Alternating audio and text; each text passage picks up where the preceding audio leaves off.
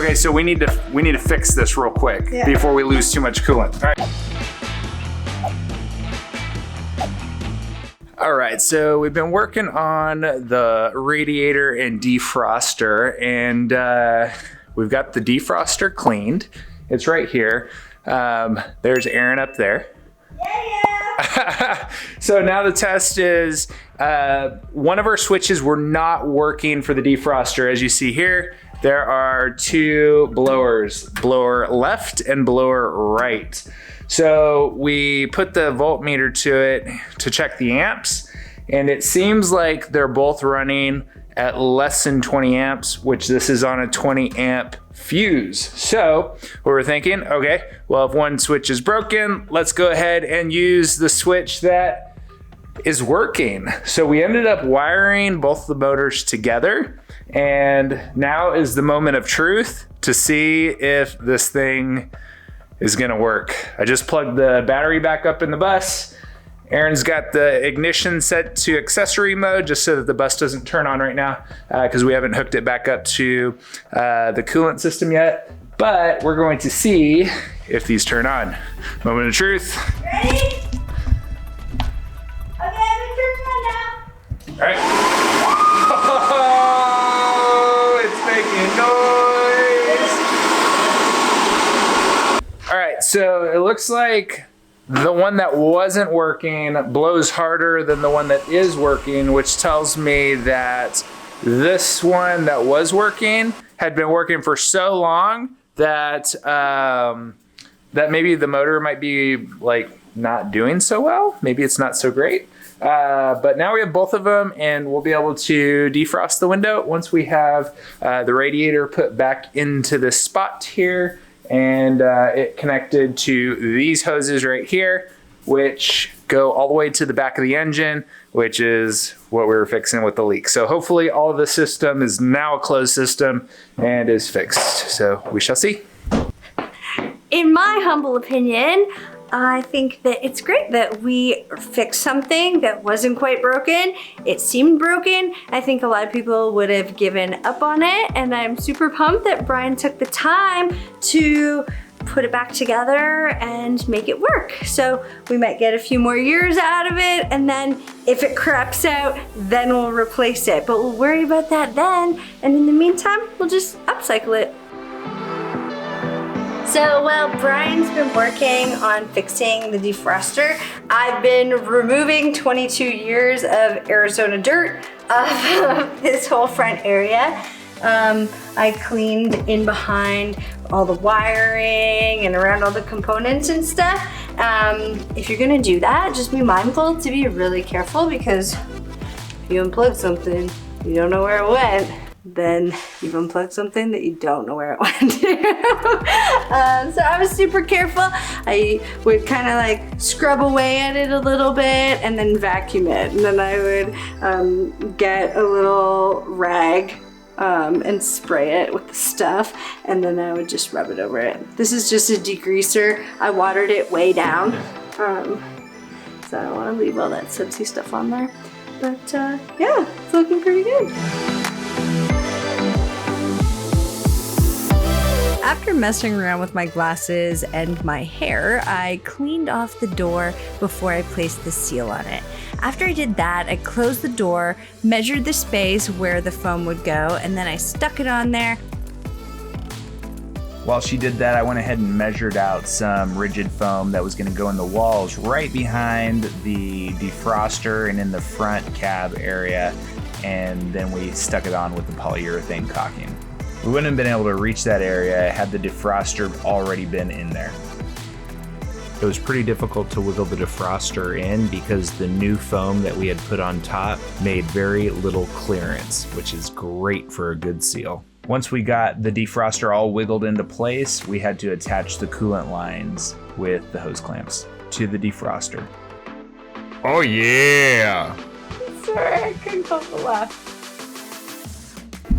It's that time we've all been waiting for, folks. Oh, right. All right, so we are all set up. Everything is hooked up.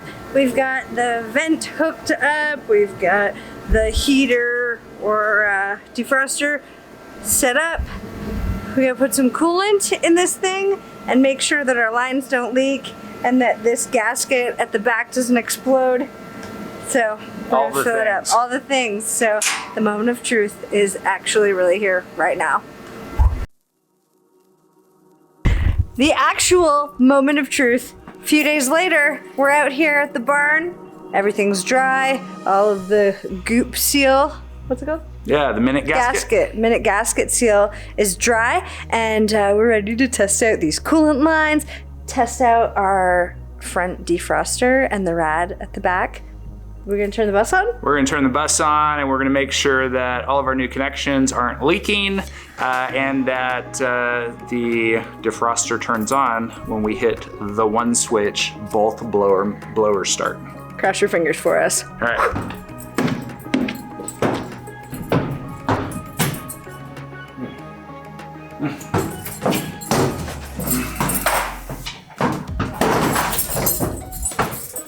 But first, we don't recommend using a fold-out chair to drive your bus. Don't do this at home, kids. This is a trained professional. Oh yeah.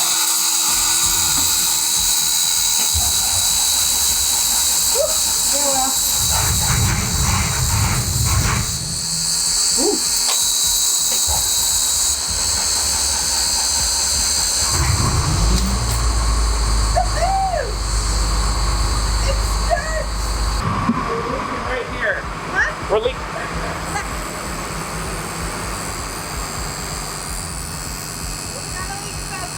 We've got a leak, folks.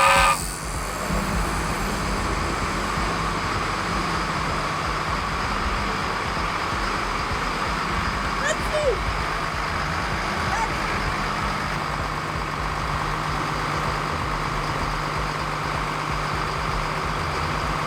Look right back here so far.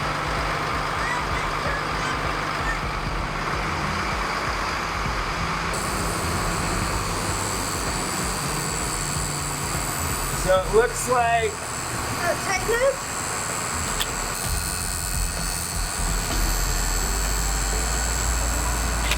Tightening up the fittings. What are those called?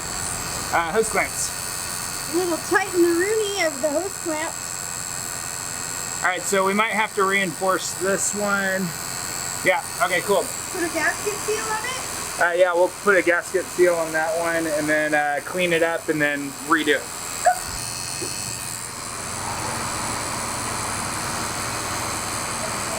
All right, so before we turn it off, I want to make sure that this is blowing. So we're going to hit the defroster switch. Oh yeah. Yeah! We got And air out the fresh. Yeah! Look at that. Air out both sides. Nice.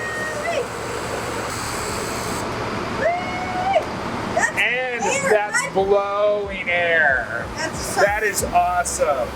All right, cool. We're full on air here, so we can see that it's 100 PSI. It's over 100 PSI, so that is perfect. So let's go ahead and shut this down. I am so excited about that. Holy smokes. Okay, so we need to fix this real quick before we lose too much coolant. Well, it looks like it's slowed down. And the lines would be fully charged, right? Yeah, but you could hear it. Ooh. Yeah, that's where it's coming out from. that hole. So what we can do is We gotta dry it.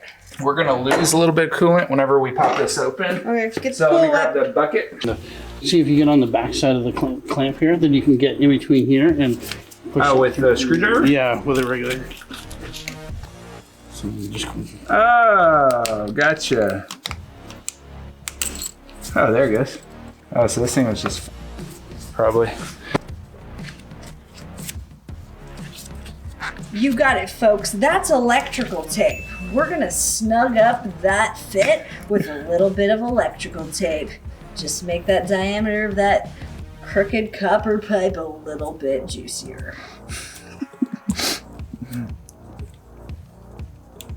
And if you wondered who's talking, we'll never tell.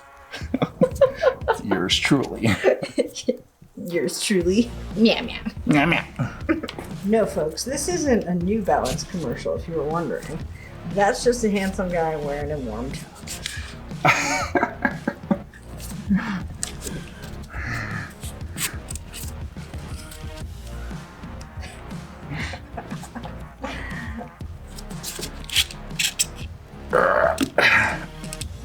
Go on. Yeah, no, went on. All in on. There we go. That kind of pooched out. Yet another moment of truth.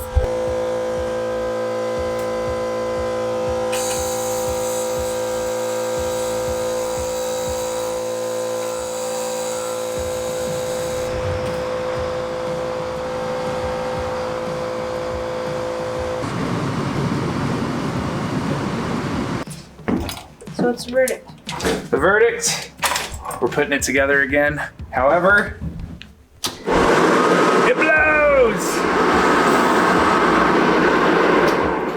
Okay, so we were just talking to one of the neighbors over here who does a lot of auto mechanic stuff, and he said that because this blower on this side was running slower, it meant that there's a lot of resistance that had built up in the motor and it was going bad essentially. So when we wired it together, it was causing way too much resistance, which caused us to blow a fuse after running it for a decent amount of time. So a couple minutes. So what we did was we disconnected this motor and then just have this one running, but this one blows super hard. This is the one that didn't blow in the first place. So maybe it just hasn't been used in all these years. Who knows? So now we're just gonna screw it all together and that's it for the defroster project. It works, yay!